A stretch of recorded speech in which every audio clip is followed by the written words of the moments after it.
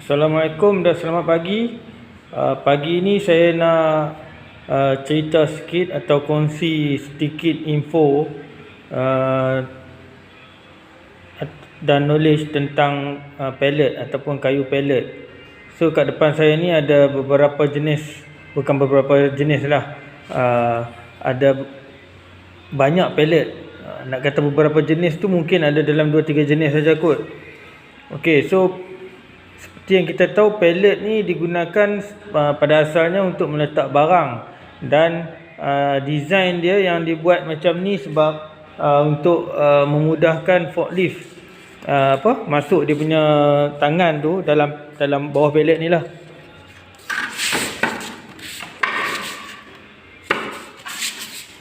Okey, sebagai contoh macam ni kan. So forklift akan masuk tangan dia bawah pellet ni, angkat barang. So pellet ni memang didesain kukuh sebab dia nak menampung beban yang berat lah. Okey. So next, sekarang ni ramai yang dah tahu ataupun suka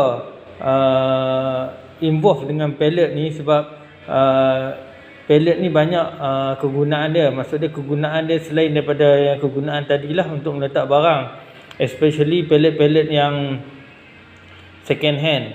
So sebab kilang selepas dia guna pellet ni selalu dia akan lupuskan pellet, so jadi pellet second hand. So ramai orang buat pellet, contoh macam buat katil, buat rak dan sebagainya lah. Okay, so hari ni saya just nak share tentang pellet ni dulu. Okey, kalau kita tengok pellet ni saiz 2x2.5 kaki. So banyak saiz lah, ada yang lagi besar. Ini yang paling kecil lah yang selalu. So jenis kayu dia campur. So kalau kita tengok sini color lain, so makna dia kayu campur. Ada kayu getah, ada kayu lain-lain lah, especially kayu tropika. Tapi pellet ada juga daripada kayu pine. Sebagai contoh, yang ni kayu pine. Nampak cantik sikit lah. Nampak cerah sikit kan. Selalu kayu pine ni dia letak dia letak pelapik pellet ni macam habuk kayu lah, macam ni. Habuk kayu ni dia absorb kepada hentakan lah kan, ataupun gegaran. Kalau compare macam ni, dia pakai pelapik biasa lah. Dan kita akan tengok ada label-label pada pellet, sebagai contoh yang macam ni. So yang ni sebenarnya adalah satu, orang panggil apa? So kalau kita tengok dia ada tulis IPPC. IPPC tu macam international standard untuk protection pellet tu lah. Dia macam dia ada bubuh ubat sebagai contoh, untuk protect pellet tu lah daripada rosak. So kita boleh tengok remark ni, marking ni, kita boleh google lah, nanti dia akan explain lah. Contoh macam ni dia tulis MY038HTDB dan sebagainya kan. Dan satu lagi Apple, EPAL kan. EPAL ni dia adalah European Pellet Standard lah. Dia ada satu badan khas untuk jaga standard pellet-pellet dari Europe. So bila orang selalu cakap nak Apple, kenapa nak Apple ni, dia ada standard dia. So bila standard tu, pellet tu dia macam datang cantik lah, cantik dan semua sama, nampak contoh sama. Tapi kayu dia still kayu pine. Contoh macam ni kan, kayu pine. Tapi ni bukan Apple, maksud dia bukan European standard. Tapi kalau untuk kita rongkah pellet ni, buka pellet ni satu-satu, dia akan jadi kayu pine. Maksud dia kayu pine saja kan. Kalau Apple tu pun kalau kita buka satu-satu, dia kayu pine juga, sama, tak ada beza. Cuma beza dia bila dia dalam keadaan pellet. Pellet ni dia bukan European standard.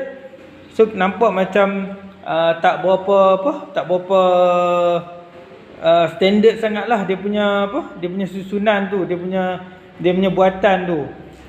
Compare dengan Apple kan. So sebagai contoh, macam kita tengok kayu-kayu ni, macam ada yang renggang, lepas tu ada yang kayu macam ni, kita tengok macam lebar sikit kan.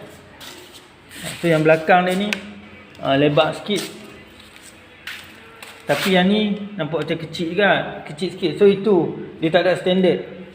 So kalau kita rasa kita nak kayu pine, ni memang kayu pine sama aja dengan apple tu. Standard dia sama, cuma apple tu kebanyakannya dia macam saya kata tadilah, dia punya buatan tu lebih standard, tersusun, lebih cantik lah.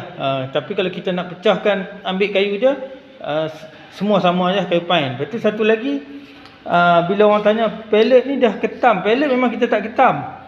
Sebab apa? Sebab kalau kita tengok kat sini ada paku, so akan merosakkan ketam tu sendiri. So pellet kita tak ketam. Paling kuat pun orang pakai sanding machine yang nak bagi gebu lah.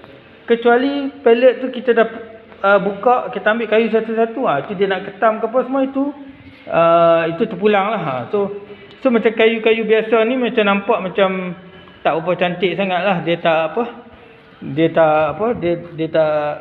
datang macam original raw kayu tu. Compare dengan kayu pine ni nampak macam okey sikit. Tapi kalau macam kayu apple, dia memang memang dia datang, memang dah cantik dah kayu tu. Kayu tu maksud dia dah apa? Dia polish atau dan sebagainya lah. So apa lagi nak cerita pasal pellet? So ada lagi pellet yang saya besar tapi saya tak simpan lah, dah habis lah. So saya rasa buat masa sekarang okey sajalah kot info pasal pellet. So harap kita dapat tahu apa jenis pellet. Contoh macam ni, kayu dia kayu apa, yang ni kayu dia kayu apa. Lepas tu marking kat pellet tu, marking tu kan, apple tu apa, lepas tu yang macam IPPC ni apa. So yang tu semua boleh Google bacalah dia punya ni. So untuk dia nak bagi tahu protection untuk pellet-pellet tu lah. Dia bubuh apa bahan kimia ke apa kan untuk protect pellet tu, tak nak bagi apa anai-anai kan. Itu kita tuan-tuan boleh Google lah. So saya rasa info yang saya share pagi ni sedikit sebanyak dapatlah merungkai sedikit kemusykilan. So kalau ada yang tanya pellet ni dah ketam ke tak ketam ke, so memang pellet jarang lah orang ketam kan. Bukan tak boleh, jarang orang ketam. Dia memang datang original macam ni. Lepas tu orang tanya lagi, pellet ni baru ke second? Mostly memang second. Kalau baru memang dia hantar pergi kilang terus. Adalah jual tapi tak ada lah dia nak jual satu-satu kan. Sebab dia datang satu kontainer macam tu, so dia bagi kat kilang terus, dia jual kat kilang. Lepas kilang tu pakai, bergantung. Kalau kilang tu guna cara elok, mungkin kita dapat yang bersih. Kalau kilang tu pakai rough sikit, pakai angkut barang-barang macam, bukan nak kata kotak lah kan, macam berminyak ke apa ke, so macam pellet tu nampak tak apa cantik dengan kita kena cuci balik lah. So okey lah untuk hari ni. So untuk next episode saya akan cerita balik tentang kegunaan pellet yang kita boleh buat, InsyaAllah. Assalamualaikum warahmatullahi wabarakatuh. Terima kasih.